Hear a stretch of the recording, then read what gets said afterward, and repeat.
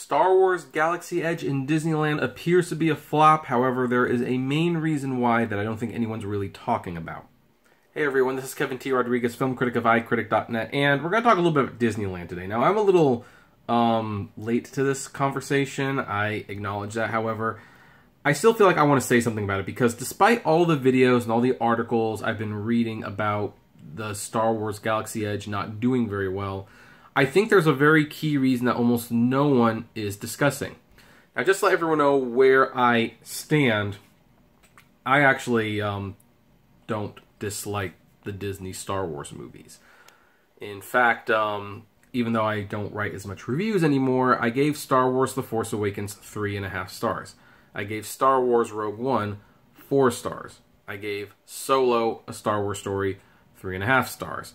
And I gave Star Wars The Last Jedi 5 stars and even listed it as one of the best films of the year. I'm sure some of you will strongly disagree with me on that, and you know what, that's your prerogative, that's fine. I understand why people have resisted it so much, but for all the reasons that people don't like it, I actually do kind of like it. And maybe there's another video to be made about that somewhere down the line.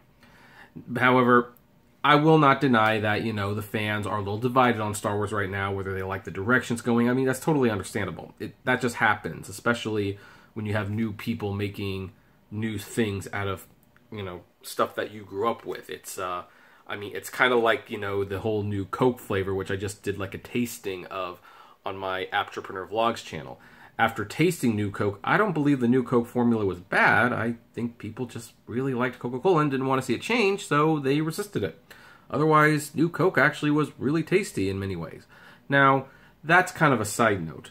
The main reason I'm bringing it up is because, well, Star Wars Galaxy Edge, which was supposed to be like the biggest, most anticipated theme park event ever, has been pretty disappointing. I'm not going to go over all of those reasons.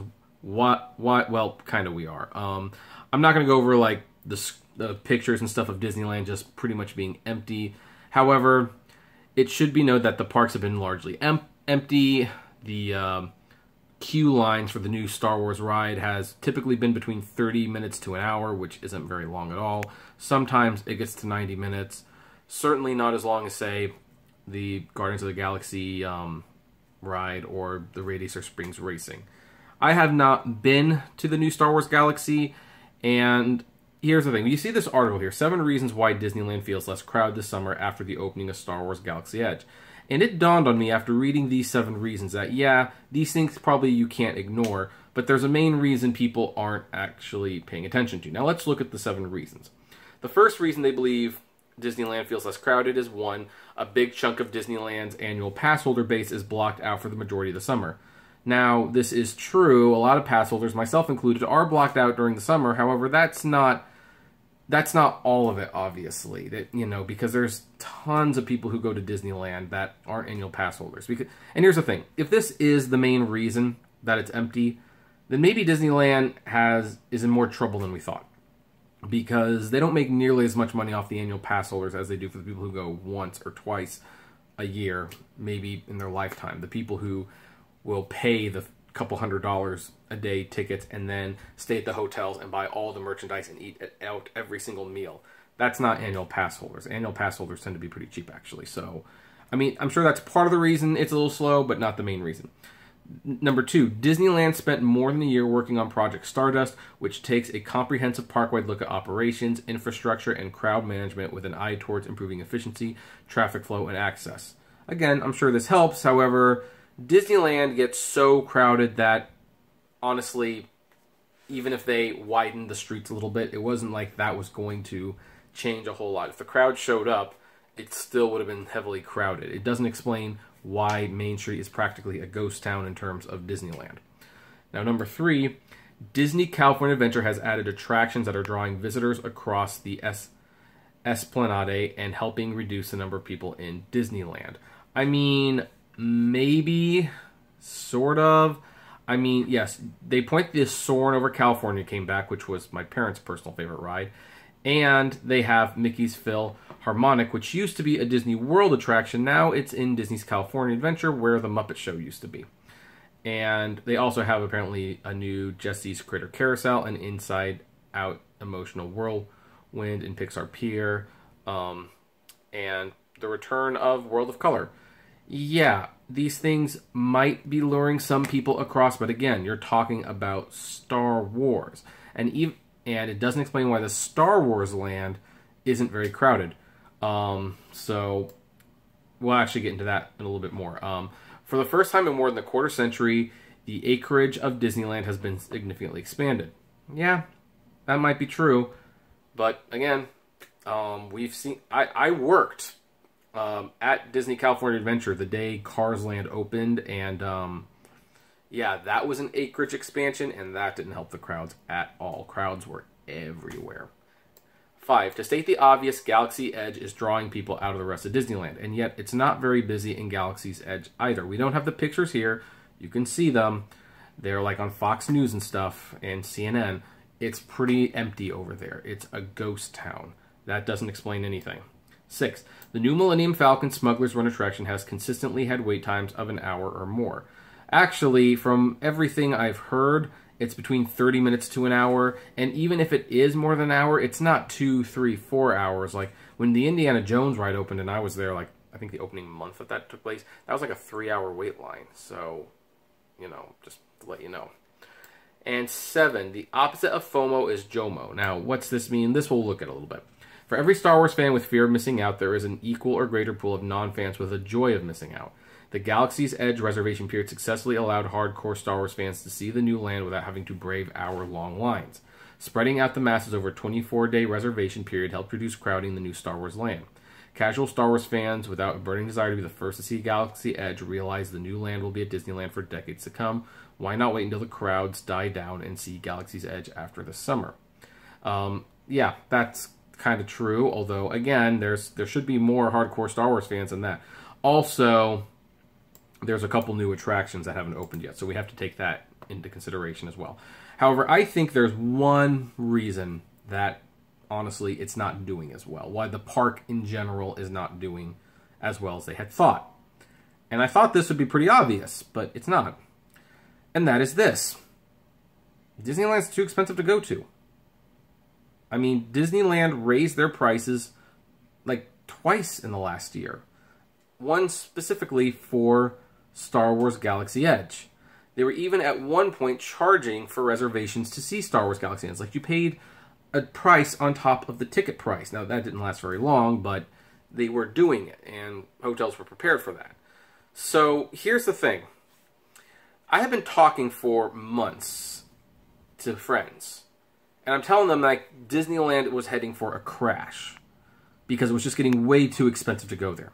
And people tell me the same thing. Yeah, but you know, they keep raising the prices. They keep raising the annual pass holders and what it costs for an annual pass, and people keep buying them. And it's like, yeah, but the thing is, there's always a breaking point. I mean, as I was telling people, people said the same thing about Apple's iPhones. People don't care what an iPhone costs. They'll always buy one. At least they won't care until they did. And once the iPhone 10 came around, it was like $1,000. There's a reason the iPhone 10 did not sell as well as previous iPhones did. $1,000 was too much damn money for a phone. And now the Disneyland tickets are getting to $200 per person per day. I mean, that is insane. That prices most of the population out. And the pass holders, I mean, shoot, the Southern California pass, that used to be $200 when I moved here. Now it's over $500. It's getting to be to the point where it's like me and Katie, after we get married, we're probably going to reevaluate whether or not we even want to get the annual passes again. Because at some point, you've got to say no. And we're kind of getting to that point. So, look, all the 7 reasons that were listed here, look, they probably have something to do with it. Obviously, Star Wars Land not being completely open, that's one thing. And, well, having other attractions that are new to kind of, you know, temper off some of Star Wars foot traffic, so to speak. That's probably another one. I will acknowledge that. However, I think the main reason is pretty obvious. It costs too much money to go to Disneyland these days. I just think that's it. People can't afford to go anymore. They don't want to pay that kind of money. I'm also hearing, like, at the bar, at the Cantina bar, some of the drinks are like $75, which it's like, come up, for an alcoholic beverage. Like, that's insane.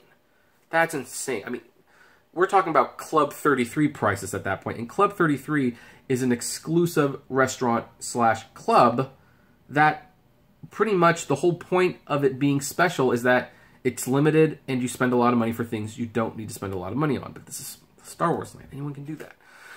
So I actually hope that it continues to bomb.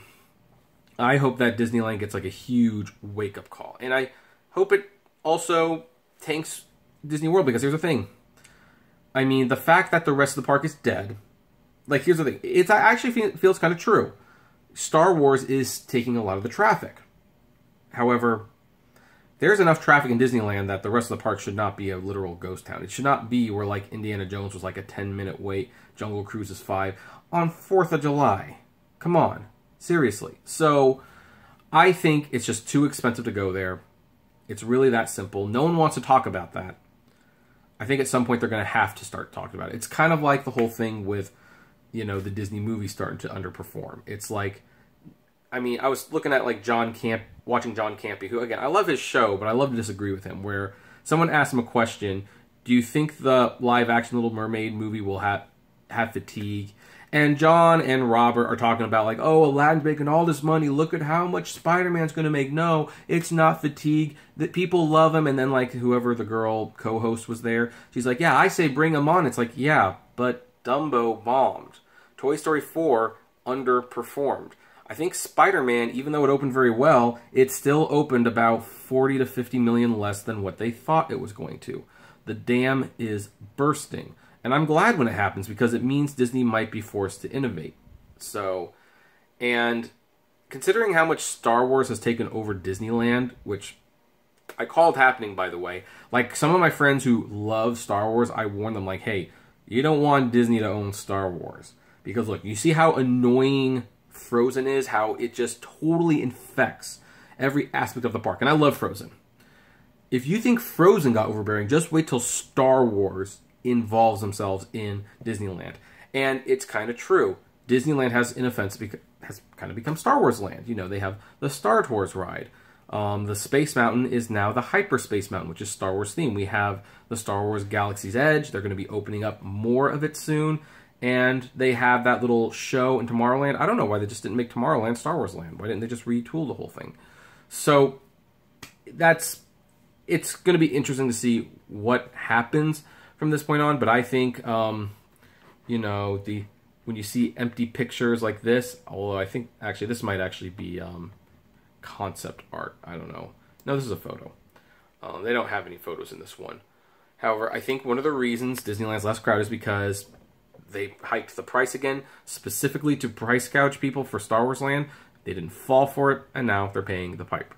However, what do all of you think? Do you think my theory is wrong? Do you think all these other theories have more weight? Is there a theory that we did not cover that you think is the reason Star Wars Land is not doing very well, or Disneyland in general?